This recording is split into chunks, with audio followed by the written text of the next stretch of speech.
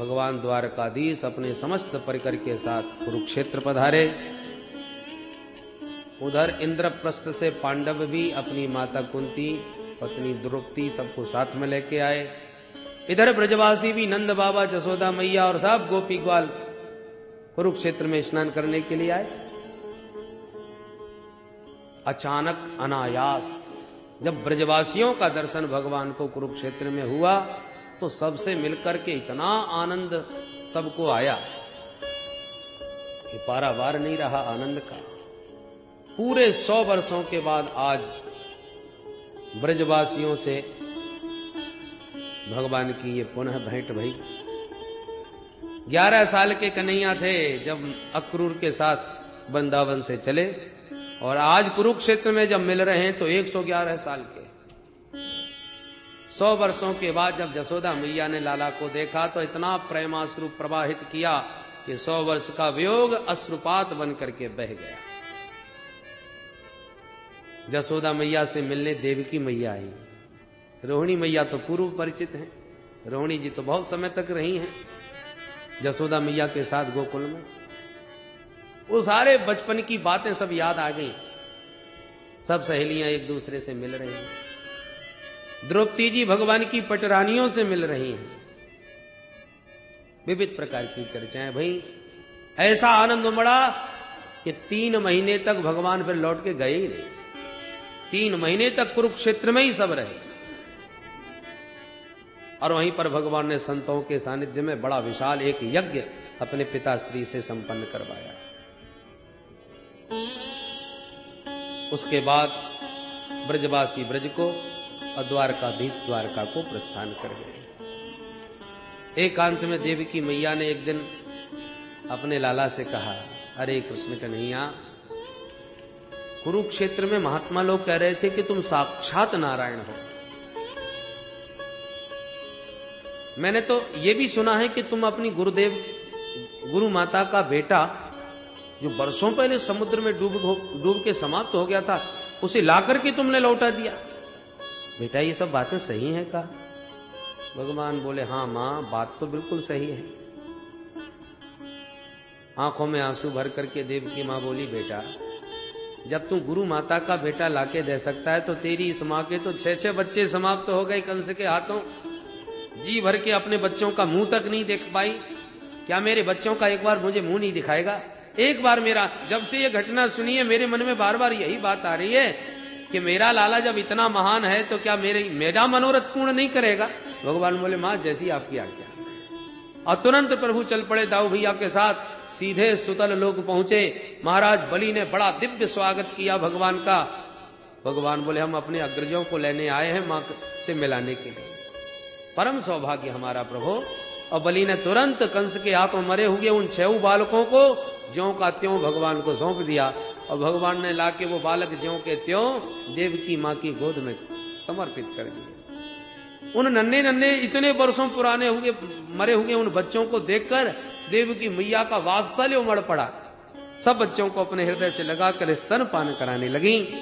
जैसे ही देवकी मां का स्तनपान किया, उन बालकों ने सबके सब परम धाम को प्रस्थान करते चले गए। पीत से सम गदा भृत है। अरे गोविंद का वह अवशिष्ट उच्छिष्ट दूध पिया है उन बालकों ने, इसलिए सबके सब परम पावन हो गए। देवकी मां विकल भई। भगवान ने कहा, मां आपने मिलने को कहा था, मिला दिए, दिखाई दिए, अब आप प्रसन्न हो जाइए और इनको अपने धाम जाने दीजिए। तब मां के मन को संतोष मिला। सुखदेव जी कहते हैं, परीक्षित ऐसे अद्भुत भगवान के आश्चर्यमय चरित्र है। और भी कुछ तुम पूछना चाहो तो पूछ लो। परीक्षित ने कहा, हमारा तो ये बताइए हमारे दादा दादी का विवाह कैसे हुआ था? सुखदेव जी मुस्कुरा पड़े, वाह, मृत्यु के कितने निकट पहुंच गए हैं महाराज परीक्षित। पर सुखदेव जी के दिव्य चरित्रों ने सुना सुना करके उनकी मृत्यु को भुला ही दिया। आज परीक्षित को ये भूल ही गए कि कुछ समय के बाद हमको मरना भी है। मृत्यु का विस्मरण ही मानो हो गया। इसीलिए तो ये पूछ रहे हैं कि हमारे दादा दादी का कैसे विवाह हुआ। तो सुखदेव जी महाराज ने भी बड़े रोचक ढंग से सुनाया। अरे परीक्षित, जब सुभद्रा सयानी हो गई भगवान की बहन, तो दोनों भैया मिलके एक दिन विचार किए, भाई इनका संबंध करना चाहिए, कहीं बहन सयानी है। बड़े भैया बलराम जी बोले, अरे कृष्ण कन्हैया, हमने फैसला कर लिया। क्या? बोले हमारा पक्का चेला है दुर्योधन, और मैं अपनी बहन सुभद्रा का विवाह उसी से करूंगा। अब भगवान चुप, बड़ी भैया के सामने चलने वाली नहीं है, ये भगवान जानते हैं, तो कहने से कोई फायदा नहीं, क्या करें। भगवान को यह संबंध पसंद नहीं, और दाऊ जी ने पक्का निर्णय सुना दिया। तो भगवान ने क्या किया, सुभद्रा जी के पास बैठ बैठ के अर्जुन के इतने गीत गाए, इतनी प्रशंसा, इतनी महिमा, जब देखो तब। तो सुभद्रा जी के हृदय पटल पर अर्जुन का एक स्थान बना दिया। और उधर पांडवों का वनगमन चल रहा था, सो अर्जुन के जाके कान भूके आए।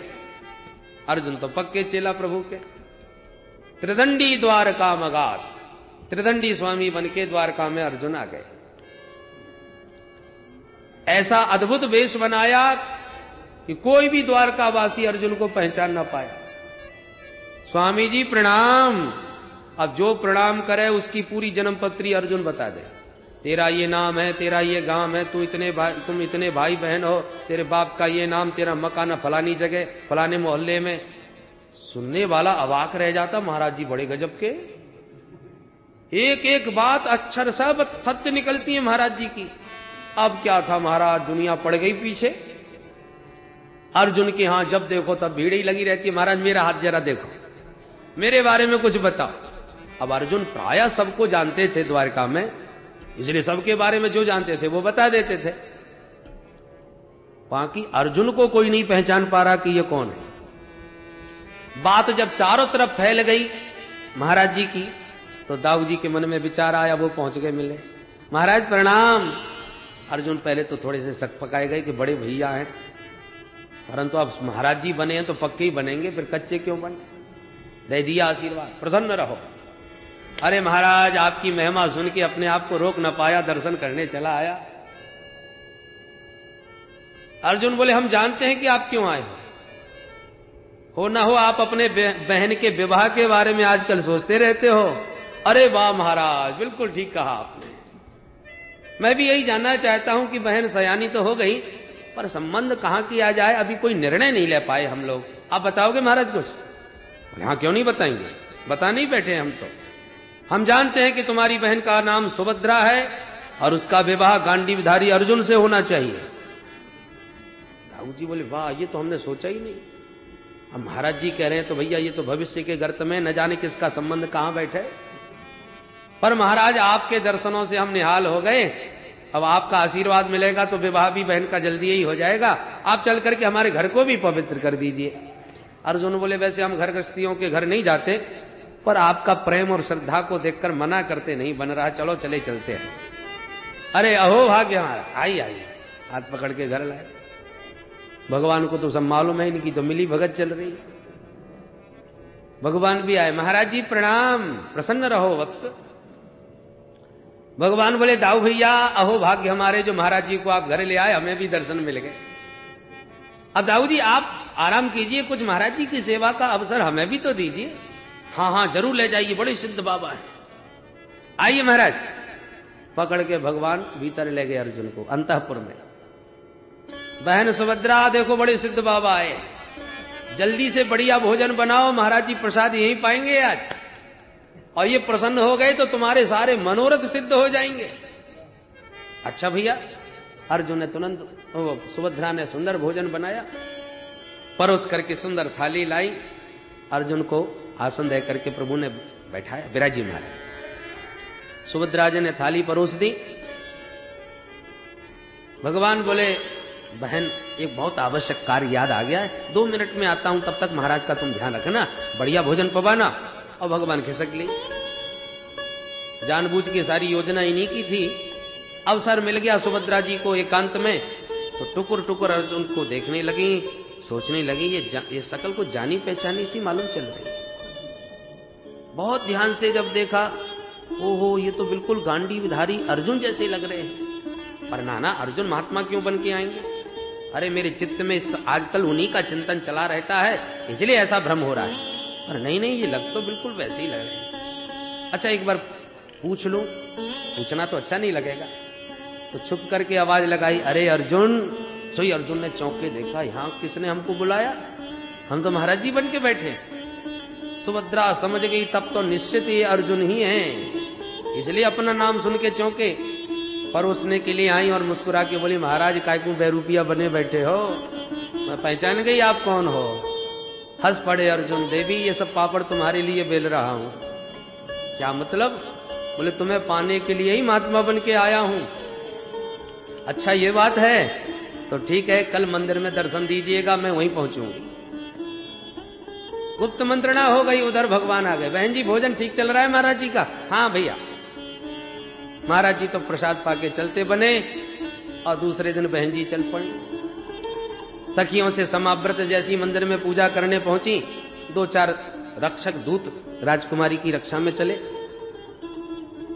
भगवती का पूजन किया मंदिर में, और जो पूजन करके सुभद्रा बाहर निकली, अर्जुन ने तुरंत हाथ पकड़ के बैठा रथ में, 9-2-11 हो लिए। जो अर्जुन ने साधु वेश में थे, सुभद्रा का ज्यों ही हरण किया कि सैनिक लोग चक्कर में पड़ गए जो सुरक्षा में आए थे। कुछ तो युद्ध करने भिड़ गए और कुछ दौड़ के भागे दाऊ जी के पास। दाऊ महाराज गजब हो गया, क्या हुआ? बोले सुभद्रा बहन जी का हरण करके वो महाराज जी ले जा रहे हैं जिनको कल आप भोजन पवाने लाए थे।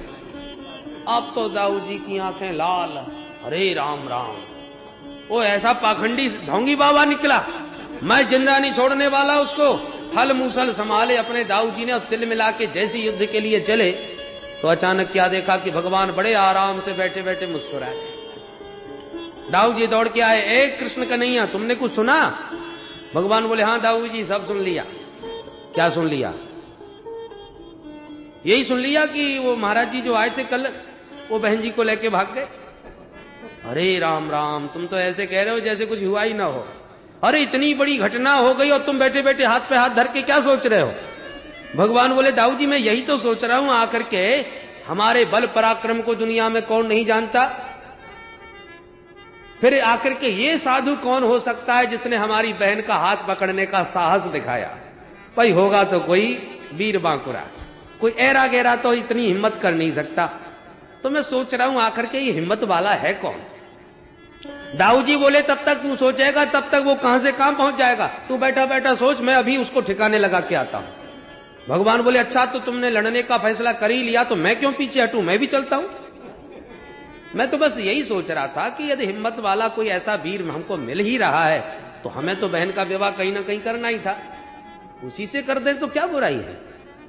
ऐसे साहसी वीर कहां मिलते हैं आज? दाऊ जी बोले, मैं सोच भी नहीं सकता ऐसा, मेरी नाक कट जाएगी ऐसा यदि हुआ तो। भगवान बोले, दाऊ जी कहीं वो हमको पराजित करके ले गया तो रही सही भी कट जाएगी। आखिर के उसने जो कदम उठाया कुछ ना कुछ सोच के ही उठाया होगा ना। फिर भी यदि आपने युद्ध का निर्णय ले लिया है तो मैं तो आपके साथ चलता हूं, चलिए। वैसे लाए तो आप ही थे घर में उन्हें। अरे कृष्ण कन्हैया ये सब व्यंग के बाण चलाने का समय नहीं है, तुम्हें चलना हो तो चलो। हाँ भैया मैं आपके साथ। दोनों भैया चले गए। उधर अर्जुन का एक नाम है सव्यसाची, एक हाथ से घोड़े दौड़ा रहे हैं और एक हाथ से ही धनुष पर बाण चला रहे हैं। ये कौशल अर्जुन के अंदर है।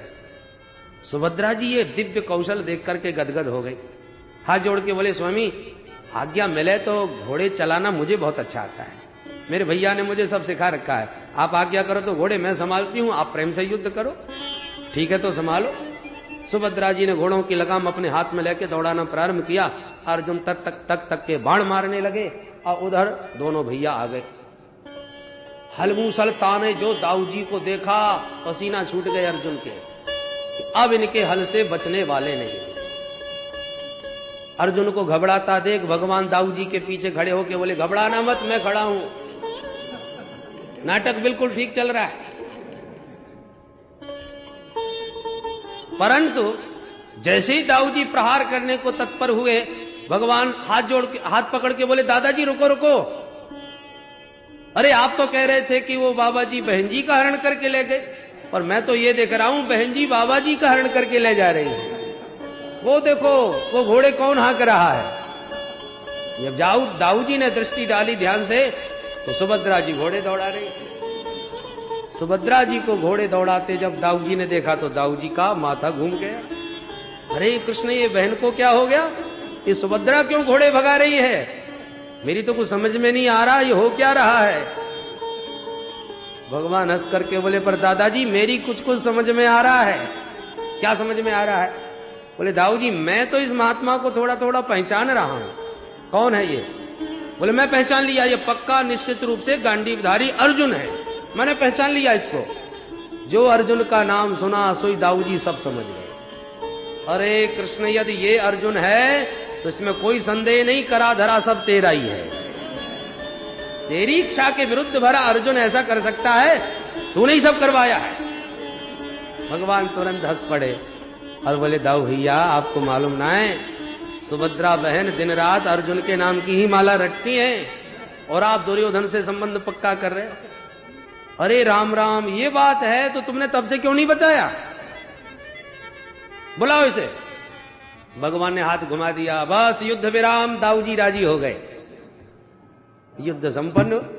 भगवान के श्री अर्जुन दाऊ जी के पास बड़े शर्माते भय आए, त्रिदंडी स्वामी बने। निकट आते दाऊ जी हंस के बोले, स्वामी जी नमो नारायणाय। अर्जुन बड़े लज्जित भय, क्षमा करना दाऊ भैया, हम तो द्वारकाधीश के क्रीड़ा मर गए हैं। जिधर नचाते हैं, जैसा नचाते हैं हम वैसे ही नाचते हैं। ओहो, मैं पहले ही समझ गया था, सब इसी की करामात है। धूमधाम से फिर दोनों का विवाह संपन्न किया दाऊ जी महाराज ने। सुखदेव बाबा कहते हैं, परीक्षित ऐसे हुआ था तुम्हारे दादा दादी का विवाह है। बड़े प्रसन्न भय महाराज परीक्षित ये विवाह गाथा सुनकर।